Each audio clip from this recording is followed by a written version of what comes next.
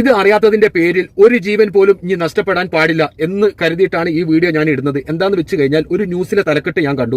Bus യാത്രക്കിടയിൽ 17കാരൻ കൊയഞ്ഞു വീണ് മരിച്ചു എന്ന്. പക്ഷെ അധികം ആളും വിചാരിച്ചത് അറ്റാക്ക് അങ്ങനെ എന്തെങ്കിലും സംഭവിച്ചതാണ് ഇയാൾക്ക് മരണകാരണം എന്ന്. പക്ഷെ ഈ ഡോക്ടറുടെ വാക്കുകൾ എങ്ങനെയായിരുന്നു, 99% ഇയാൾക്ക് ഉണ്ടാവുന്ന ചാൻസ്, അതായത് ഇയാൾ ഛർദി, അധികം ആൾക്കാർക്കും ഛർദി ഉണ്ടാവുമല്ലോ ബസ്സിൽ നമ്മൾ ടൂർ കുട്ടികളൊക്കെ ആയിട്ട് പോകാന്നുണ്ടെങ്കിൽ. അപ്പൊ അവരൊക്കെ പ്രത്യേകം ശ്രദ്ധിക്കണം ഈ കാര്യം. എന്താന്ന് വെച്ച് കഴിഞ്ഞാൽ നമ്മൾ ഛർദിക്കുന്ന സമയത്ത് ഇയാൾ ബസ്സിലായിരുന്നു പോയിരുന്നത്. അപ്പൊ ഛർദി ഫസ്റ്റത് വന്നപ്പോൾ ആൾക്കൂട്ടത്തൊക്കെ എല്ലാവരും കണ്ടപ്പോൾ മോശമാവെന്ന് വിചാരിച്ചിട്ട് ആൾ പൊത്തിപ്പിടിച്ചു. രണ്ടാമതും വന്നു ഛർദി, അതും പൊത്തിപ്പിടിച്ചപ്പോൾ അത് പ്രഷറോട് കൂടിയിട്ട് അകത്തേക്ക് ചെന്നു. എവിടെയൊക്കെ അന്നം ചെല്ലാൻ പാടില്ല ആ ഭാഗത്തൊക്കെ, അതായത് ശ്വാസകോശത്തിലും ലെൻസിലും എല്ലാ അവയവത്തിലും ചെന്നു. മരണകാരണം അതായിരുന്നു. പിന്നെ ഇതിനുള്ള സൊല്യൂഷൻ എന്താണെന്ന് വെച്ച് കഴിഞ്ഞാൽ ആ സമയത്ത് ആരും ചെയ്തില്ല. അതുകൊണ്ടാണ് ഞാൻ ഈ വീഡിയോ ഇടാൻ കാരണം.